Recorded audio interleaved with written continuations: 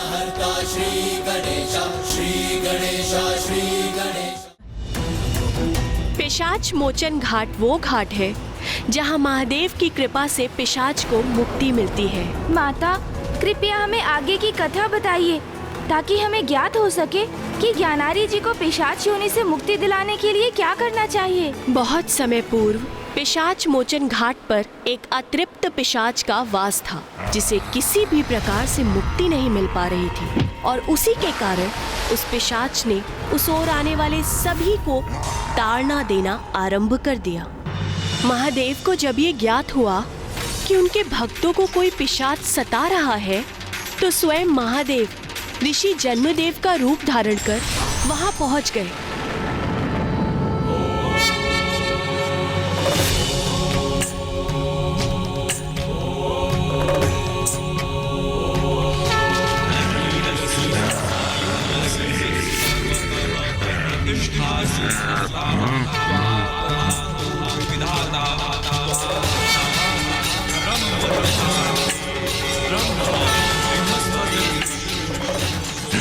ये ध्वनि कहाँ से आ रही है? कौन आ रहा है यहाँ?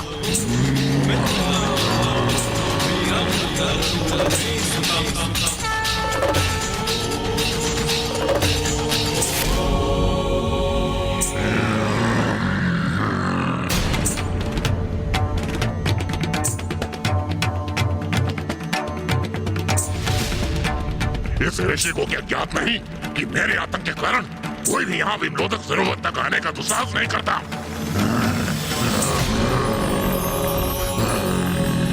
कितना सौम्य, कितना मनमोहक रूप है इन ऋषिवर का। कौन है ये दिव्य ऋषि?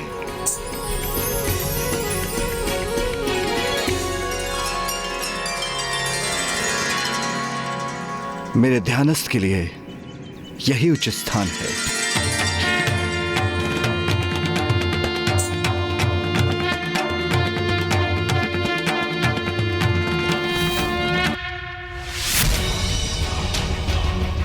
ये ऋषि कोई भी हो, मेरे प्रभाव क्षेत्र में आने का दुस्साहस किया है इसने, तो मैं इसे भी ताड़ना तो अवश्य दूंगा।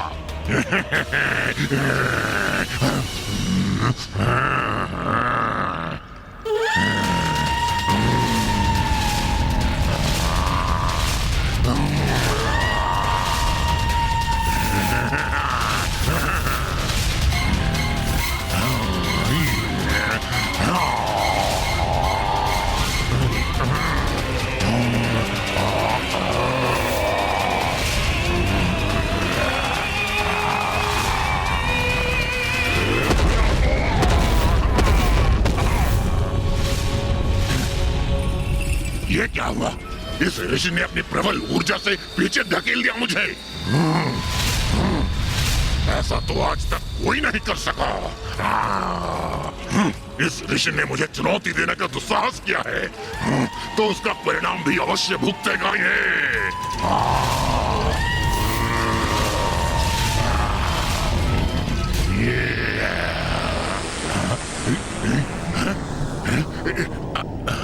मुझे इतनी निर्मल शांति का, इतने अपार आनंद और सुख का आभास हो रहा है।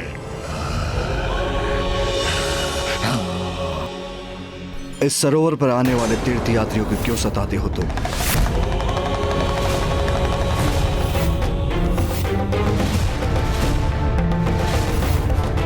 तुम्हें दिखाई नहीं देता क्या? मैं एक भटकती हुई आत्मा हूँ। यह मेरा क्षेत्र है, तो यहाँ आए हुए प्रत्येक जीव को मैं क्यों ना सताऊं? मैं पिशाच योनि में होने की पीड़ा सहन कर रहा हूँ। जो भी मेरे क्षेत्र में आएगा उसको भी पीड़ा देने का अधिकार है मुझे भली भांति ज्ञात है तुम कौन, और तुम्हारी इस दुर्गति का कारण भी ज्ञात है मुझे। तुम अपने जीवन में गोदावरी नदी के तट पर प्रतिष्ठान नामक स्थान पर निवास करते थे, और एक ब्राह्मण होने के बाद भी तुम तीर्थ यात्रियों को सताते थे। तुम्हारे इन्हीं पापों के कारण तुम मृत्युपरांत पिशाच बन गए। और जब तुम्हारे समक्ष एक अपवित्र ब्राह्मण प्रकट हुआ तो तुमने उसके शरीर में प्रवेश कर लिया, क्योंकि ऐसे ब्राह्मण के शरीर में प्रेत, पिशाच बहुत सहजता से प्रवेश कर सकते हैं। और उसी ब्राह्मण के माध्यम से तुमने काशी में भी प्रवेश किया।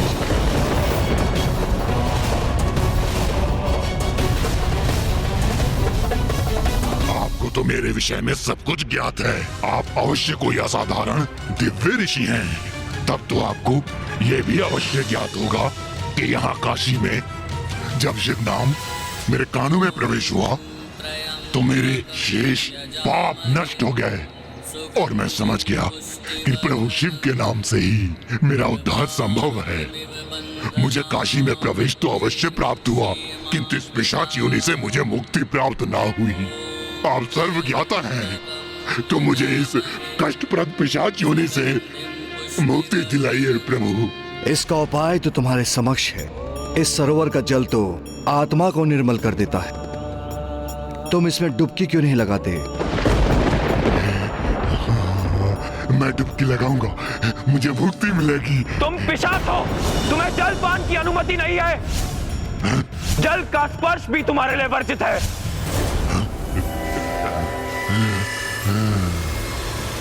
आप सर्वज्ञाता हैं, तो आपको यह ज्ञात हुई नहीं कि एक पिशाच को जल स्पर्श करना भी वर्जित है। जल के लिए तरस गया हूं मैं। ये सरोवर मेरे समक्ष है, किंतु जल के एक बूंद के निकट तक नहीं पहुंच पा रहा हूं। अब क्या मुझे मुक्ति नहीं मिलेगी?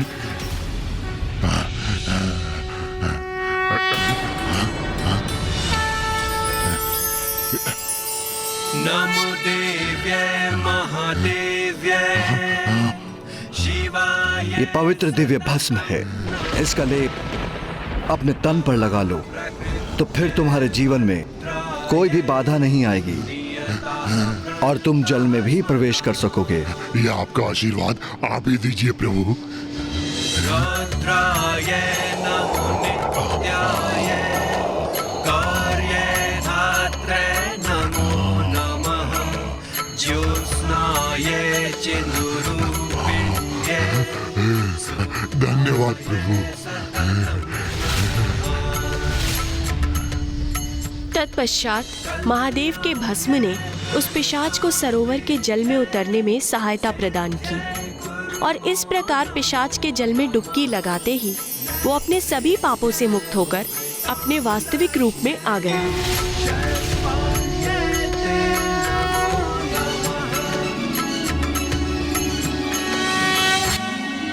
प्रभु,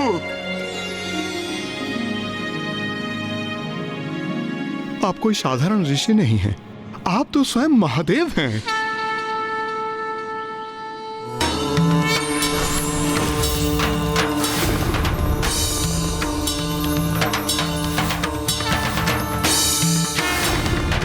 महादेव, महादेव, महादेव।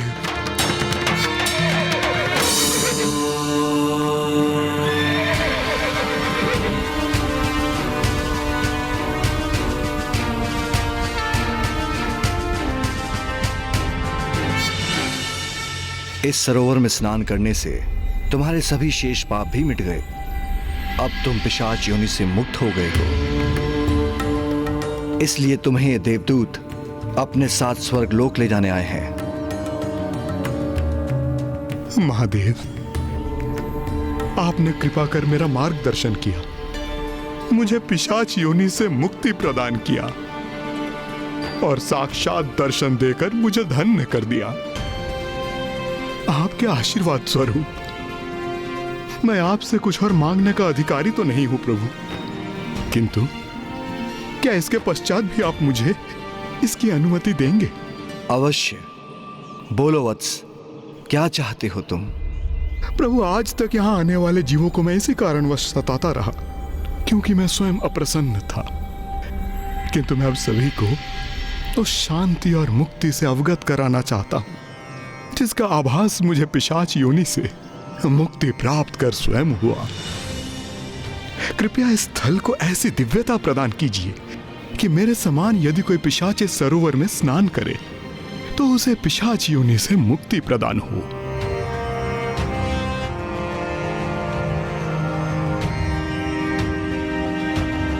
तथास्तु तथास्तु तथास्तु।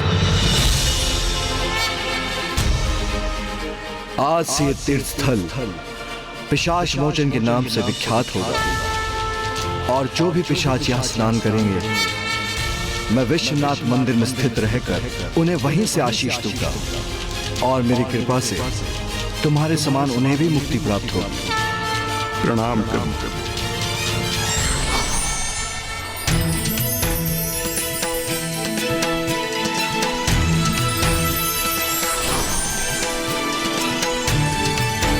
प्रणाम महादेव।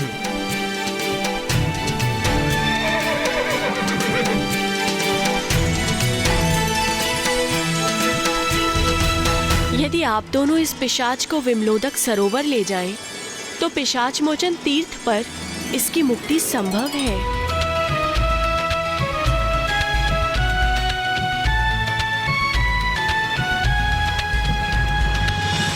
हमारा मार्गदर्शन करने के लिए कोटि कोटि धन्यवाद माता। अब हमें जाने की आज्ञा दीजिए। प्रणाम माँ गंगा। आओ ज्ञानारी।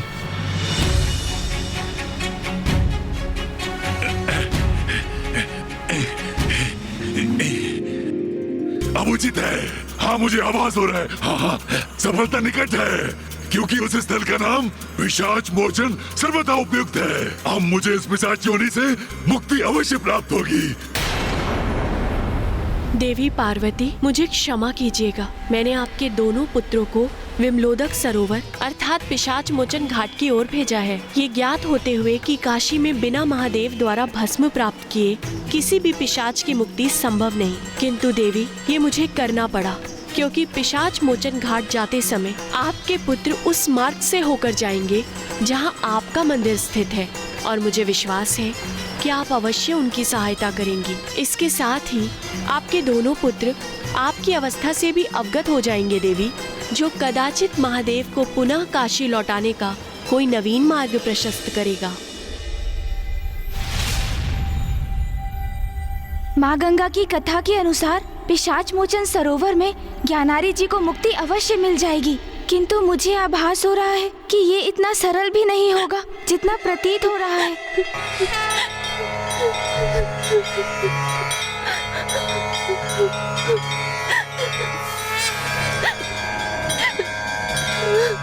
भैया, ये करुण स्वर माता के मंदिर के भीतर से आ रही है। हमें देखना होगा भैया कि इस करुण स्वर के पीछे क्या कारण है। आइए हम भीतर चलते हैं।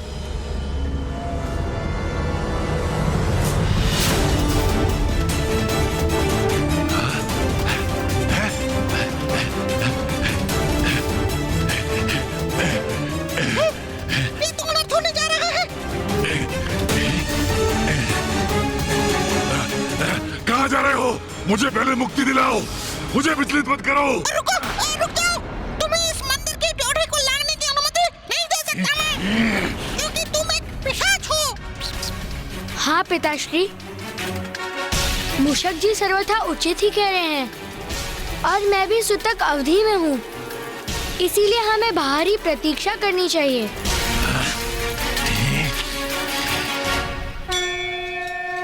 मैं ये समझने में असमर्थ हूँ कि हो क्या रहा है।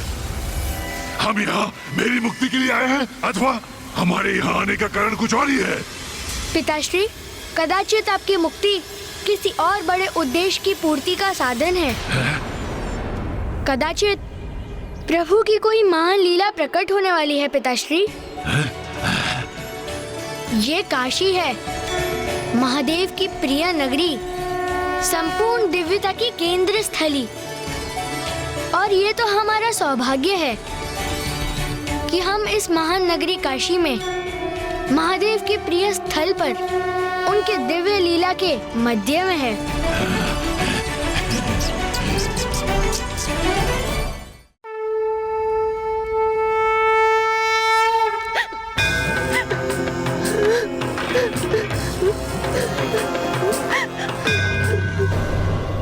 माँ रुदन कर रही है, किंतु क्यों? माता,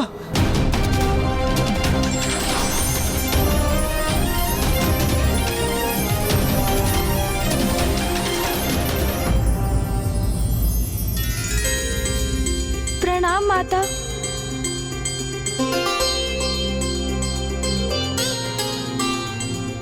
अंततः मेरे पुत्र मुझसे भेंट करने आ ही गए। हाँ माँ। माँ, हमें क्षमा कीजिए। कदाचित हमें तो पूर्व में ही आपके निकट आ जाना चाहिए था। किंतु माँ, आप रुदन क्यों कर रही हैं माँ? आप इतनी दुखी, इतनी निराश क्यों प्रतीत हो रही हैं? इसका कारण क्या है माँ? हमें बताइए ना।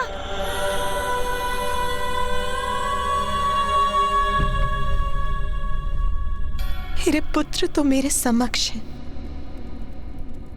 किंतु मैं तो मेरे स्वामी के दर्शन के लिए अधीर हूं। उन्हीं की प्रतीक्षा कर रही हूं। माँ, तो मैं अभी पिताश्री का आह्वान करता हूँ। वो भी शीघ्र आपके निकट पहुँच जाएंगे। पुत्र गणेश, स्वामी काशी में प्रवेश नहीं कर सकते, क्योंकि काशी के राजा देवदास ने उन्हें काशी में नहीं प्रवेश करने के वचन से बांध दिया है। क्या? मात्र एक राजा होकर उसने इतना बड़ा अनुचित कृत्य किया? परमेश्वर महादेव को काशी से विलग कर दिया। मेरी माँ को मेरे पिताश्री से विलग कर दिया उसने। इतना बड़ा दुस्साहस किया उसने। अब दिवोदास का अंत निश्चित है। दिवोदास!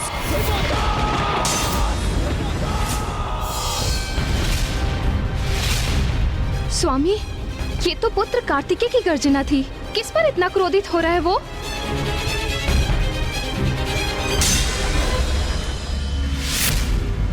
राजा देवदास।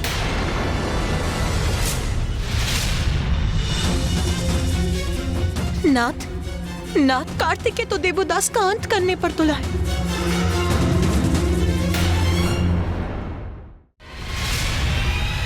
राजा देवदास को उचित दंड दूंगा मैं।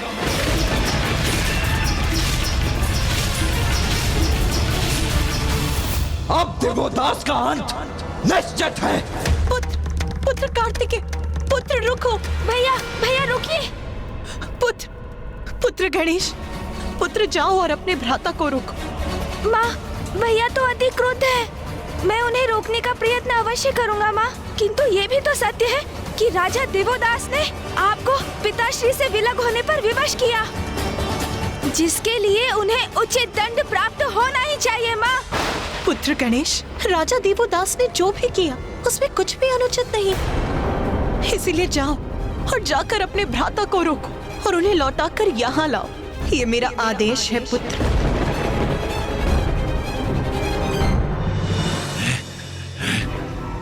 गणेश जी और कुमार कार्तिकेय को मंदिर के भीतर इतना समय क्यों लग रहा है? थोड़ा धीरज धरो केवरी। पुनः स्मरण कराओगे तुम्हें? एक धीरज का फल मधुर होता है।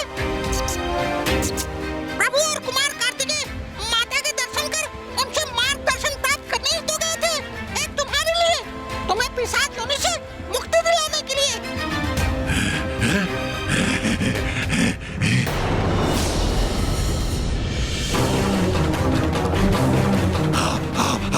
कुमार कार्तिकेय आ गए।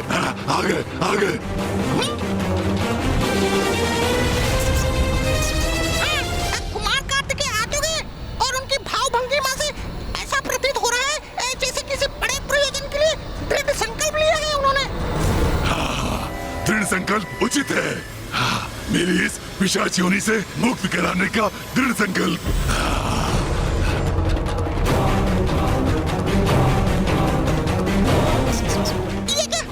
कुमार कार्तिकेय तो अति कुपित और उत्तेजित प्रतीत हो रहे हैं।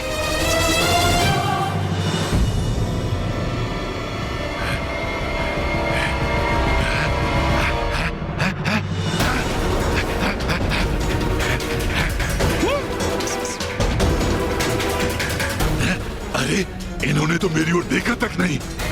तो क्या इनकी उत्तेजना का कारण मेरी मुक्ति नहीं है? भैया रुक जाइए भैया। रुकिए भैया, कृपया सुनिए। क्या हुआ गणेश जी? हाँ? माता ने कोई उपाय सुझाया आपको? हमें उसके लिए कहीं और जाना है क्या? है?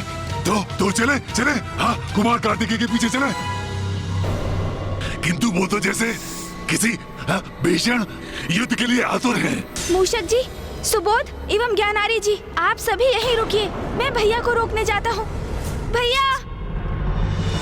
मैं यहाँ रुकूं? मुझे कुछ समझ में नहीं आ रहा है। यदि योजना मेरी मुक्ति के लिए है तो मुझे उनके साथ नहीं जाना चाहिए। हाँ? तो फिर ये प्रभु ने मुझे यहाँ क्यों रोक दिया?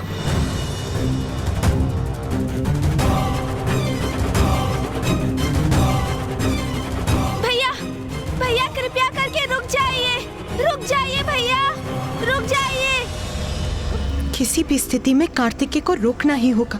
काशी के राजा दिवोदास के विरुद्ध कोई भी कदम उठाने का अर्थ होगा स्वयं महादेव के क्रोध का भागी बनना। अपराधी को उसके अपराध का दंड अवश्य मिलना चाहिए, किंतु नियमानुसार। आवेग में आकर बिना पूर्ण सत्य जाने किसी को दंड देना सर्वथा अनुचित है।